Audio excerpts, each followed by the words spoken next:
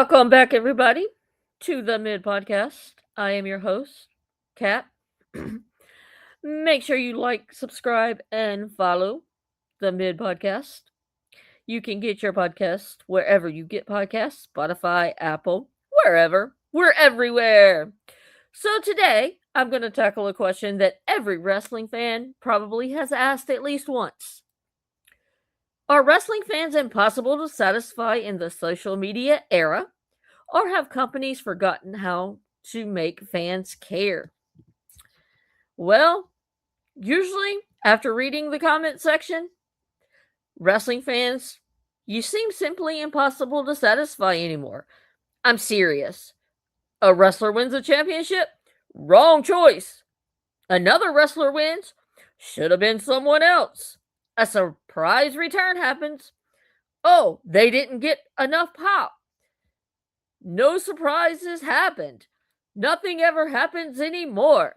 Some fans, well, you want long term storytelling. Others complain that the story is taking too long. Some want unpredictability. Others complain that swerves don't make sense. At this point, I'm convinced if Stone Cold Steve Austin drove a beer truck into Monday Night Raw in 2026, half the internet would immediately tweet, actually, the pacing felt off. So today, I'm going to dive into one of wrestling's biggest debates. Have wrestling fans become impossible to please? Or has social media simply made dissatisfaction louder than appreciation? So, let's get into it. All right, wrestling fans, well, we've never been easy to please. So, let's clear up one myth immediately. We're never easy to satisfy. Not in the 80s, not during the Monday Night Wars, not during the ruthless aggression, not during the PG era, not today. The internet gives everyone a microphone. And remember, people hated Hogan, people hate John Cena, people hate Roman Reigns, people hated Triple H, people hated Goldberg, people hated The Rock when he first debuted. Yes, The Rock. Imagine telling someone in 1997 the guy fans are chanting "Die Rocky Diet." Yeah, well, guess what? He will become one of the biggest stars in entertainment history. History teaches us something, and fans have always complained. The difference is today, everyone sees your complaint. So let's rewind. Has social media changed everything? Well, 25 years ago, you watched Raw, you talked to your friends, you maybe argued at work the next day or at school, but that was it. Today, before Raw even ends, thousands of opinions, well, they already exist. Twitter, Reddit, TikTok, Instagram, Facebook, Discord, podcast, YouTube, reaction videos, live streams. Every fan immediately becomes a wrestling critic. And here's the funny part, everyone believes they are right. You know who social media has turned wrestling fans into? Fantasy bookers, which we'll talk about in another stream. Every fan has a notebook, except now it's just public. Everyone has the perfect WrestleMania card. Everyone knows who should win Money in the Bank. Everyone knows who's buried. Everyone knows who's underrated. Everyone knows who Triple H clearly hates, apparently. Well, WWE's biggest problem, and maybe wrestling promoters in general's biggest problem, every fan wants something different. Their audience isn't one audience, it's 10 audiences. Some fans want old school wrestling, others prefer Japanese style wrestling. Some like comedy in their wrestling, like my co host on Lipsticks and Lariat. Others, they like blood. Some, you're into technical wrestling. Others, a 5-minute TV match is fine for you. And the flip side of that coin, some want 30-minute classics. Now let's look at Cody Rhodes. Half the fans, Cody's the perfect champion. The other half, boring. Gunther, best wrestler alive. Boring. LA Knight, push him. He's overrated. Jey Uso, main event. Oh, he's just a catchphrase. He can only say yeet. Nobody agrees. Imagine trying to run a restaurant where one customer wants pizza, another wants sushi, and another one, well, they want some tacos. And another one complains just because you serve food. Yeah, that's modern wrestling in a nutshell. All right. Social media's greatest crime?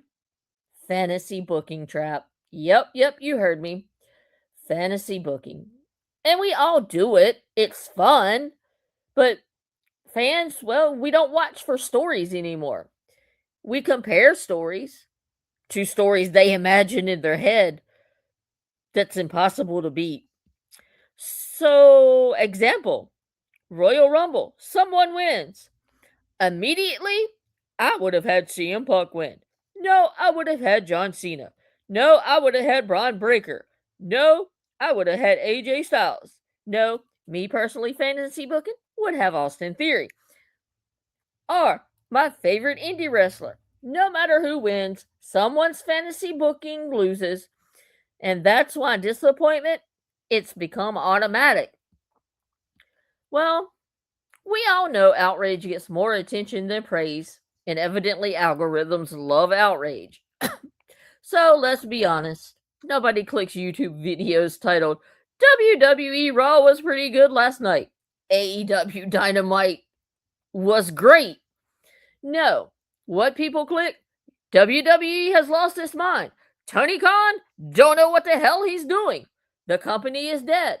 He's the worst booker ever. And, yeah, well, the internet rewards extremes. So think about it. If I upload 2 videos, video 1, I enjoyed SmackDown, which you all know would be a lie. But just in this scenario, I enjoyed SmackDown. And video 2, Triple H just ruined wrestling forever. Guess which one gets recommended? Negativity travels faster than satisfaction. Algorithms? Yeah, I know. I got your number, algorithm. You love outrage. And creators, myself included, have to fight against that temptation. Wrestling has become a constant conversation. So here's another huge difference. Fans never leave wrestling anymore. Years ago, you would watch wrestling, then you would wait until next week. Well, now, wrestling never stops. Podcasts, news, rumors, contract updates, injury reports, backstage politics, 5-star matches, spoilers, leaked plans. You know, fans, you spend more time discussing wrestling than actually watching it. And sometimes the discourse becomes more important than the show itself. So, who's responsible? Are the promotions partly responsible? Now, before we blame fans for everything, I will say some promotions deserve criticism too. Sometimes WWE conditions fans to expect disappointment.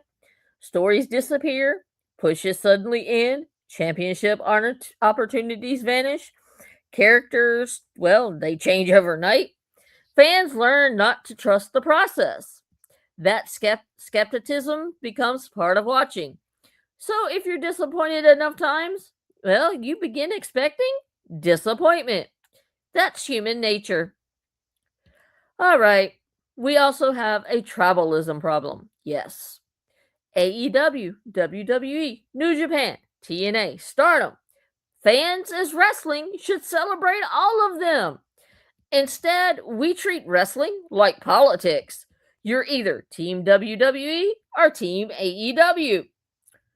Everything becomes a competition. Great match? Yeah, but WWE... Finish the sentence. Great storyline. Well, AEW already did it. Well, imagine football fans refusing to admit another team played well. That's wrestling online every Tuesday and Thursday. So, are fans impossible to satisfy? Here's my answer. No, fans aren't impossible to satisfy. They're impossible to satisfy all at once. Every generation wants something different. Every fan, well, you value something different. Some want work rate, some want storytelling, some want nostalgia, some want chaos. And no wrestling company can give everyone everything. The goal isn't universal approval. The goal is creating moments so memorable that even the people who hated them can't stop talking about them. Think about WrestleMania 30, Daniel Bryan, Kofi Mania, the Bloodline, the Pipe Bomb. Those moments united people, not because everyone agreed, but because everyone cared. And that's the real measure of success, not a unanimous praise, just emotional investment. So, are wrestling fans impossible to satisfy? Again, no. We're just passionate, opinionated, loud, sometimes exhausting, sometimes contradictory. But that's also why professional wrestling survives. Because fans, well, we care enough to argue, we care enough to complain, we definitely care enough to debate. But if nobody argued, that would be the real warning sign. And as this old saying goes, the opposite of love isn't hate, it's indifference. And wrestling fans, for better or for worse, have never been indifferent. Maybe the next time you see someone online declaring that wrestling is finished because their favorite wrestler lost, remember, there's a pretty good chance they'll be right back next Monday or Wednesday or Friday, complaining again, posting memes, fantasy booking the next pay per view, secretly loving every minute of it, because, well, that's what wrestling fans do. So, if you enjoyed today's episode, hit that like button, subscribe, and share it with all your fans, wrestling fans, because the one who writes a 17 tweet thread explaining why every booking decision since 1998 has personally offended them, you have my gratitude. Now, I want to hear from you. Let me know in the comments. Are wrestling fans impossible to satisfy? Or has social media simply made every opinion louder than before? Drop them thoughts in the comments, please. And remember, until next time, in professional wrestling, every fan thinks they're the booker, right up until they actually have to book the show. Remember to like and subscribe again. I'm going to remind you. And I will see you next time when we talk about fantasy booking and is it secretly ruining wrestling? Have a great day.